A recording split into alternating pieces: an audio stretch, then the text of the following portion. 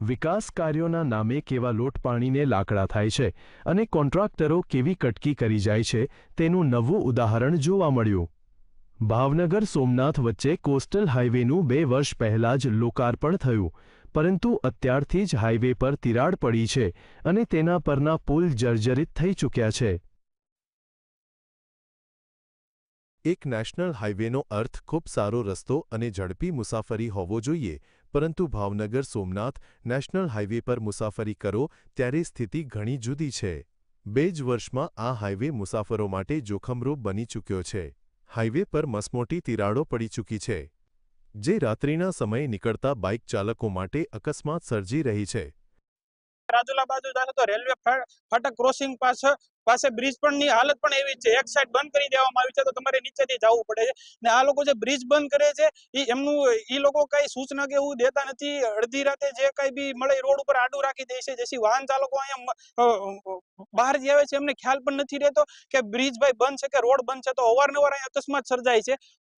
ભાવનગરથી સોમનાથ સુધીના 260 કિલોમીટરનો coastal highway બન્યો છે। વર્ષ 2024માં હાઈવેનું લોકાર્પણ થયું છે। રાજુલાના વિક્ટર નજીક હાઈવે પર બનેલા બ્રિજની હાલત ચિંતાજનક છે। બ્રિજ પર અંદાજે 40થી 50 મીટર લાંબી અને 5થી 6 ઇંચ જેટલી પહોળી તિરાડો પડી છે। અગાઉ જાફરાબાદના દુધાળા પાસેનો બ્રિજ લોકાર્પણના થોડા જ દિવસોમાં અલગ પડી ગયો હતો। હિંડોરણા અને મજાદર પાસે પણ ગાબડા પડ્યા હતા। દાતરડી પાસે નિર્માણ કાર્ય દરમિયાન જ ગટર નીચે ખાબક્યા હતા। આપણે સોમનાથ ભાવનગર વાળો એ બધા જ્યાં પુલ બનાવેલા છે બધા પુલની હાલત આવી છે। પુલમાં પુરાણ કઈ રીતે કર્યું છે એ ખબર પડતી નથી, કેમ કે તિરાડો બધામાં પડેલી છે ને તિરાડો એવી પડી છે કે ટુ વ્હીલરના અકસ્માત બહુ થાય છે। અઠવાડિયામાં 3-4 ટુ વ્હીલર વાળા બિચારા પડે છે। મારા માસીના દીકરા ભાઈ છે એ બિચારા હમણાં 3 મહિના પહેલા પડ્યા હતા, એને પગ આખો ફ્રેક્ચર થઈ ગયો ને હવે આખી જિંદગી બિચારા હાલી એક એવી પોઝિશનમાં છે નહીં। સોમનાથ સુધી કે જે નેશનલ હાઈવે બનાવવામાં આવ્યો છે એ બધા પુલ ઉપર મોટી મોટી તિરાડો પડેલી છે અને ખુલ્લેઆમ ભ્રષ્ટાચાર કરવામાં આવેલો છે અને કોઈ પણ જાતની મરામત કરવામાં આવતી નથી અને આ જે પુલમાં મોટી મોટી તિરાડો પડી છે।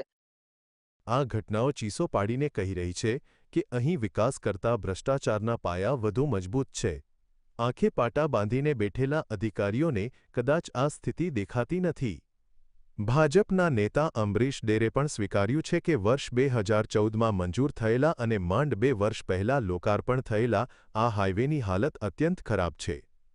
અમુક વર્ષો સુધી મેન્ટેનન્સની જવાબદારી જે તે કોન્ટ્રાક્ટરોની છે, તો કોન્ટ્રાક્ટરોમાં બેદરકાર ન નીવડે એના માટે સ્થાનિક લોકો, પત્રકાર મિત્રો અને આગેવાનો બધા જ સાથે મળીને સરકારશ્રીને રજૂઆત કરે। સરકારશ્રી યોગ્ય માર્ગદર્શન સાથે, યોગ્ય સૂચનો સાથે જરૂર પડે તેમનું કાન આંબળે।